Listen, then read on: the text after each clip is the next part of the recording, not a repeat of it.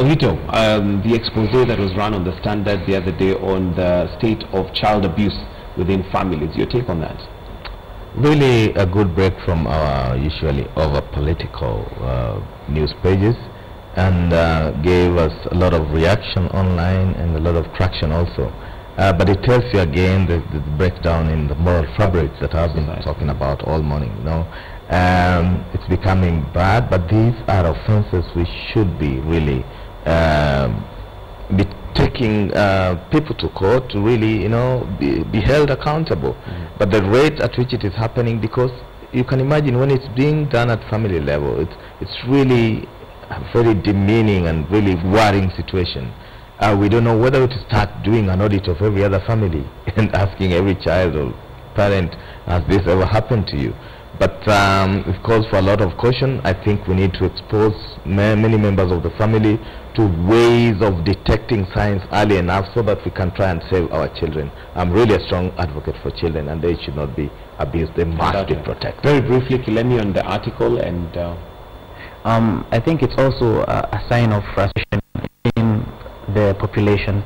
Usually when you see abuse happening in families, it's usually frustration of our professional lives or our lives outside of the home.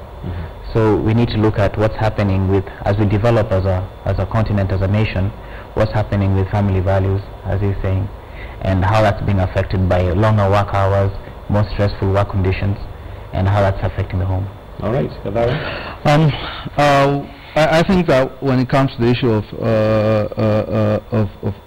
abuse of children, I think we need to be aware that much of this historically has happened within the family, you know, much of this abuse, you know, so it is not new that it's happening in the family. The question is, the fact is we're becoming more aware of it. The question is, what do we do about it?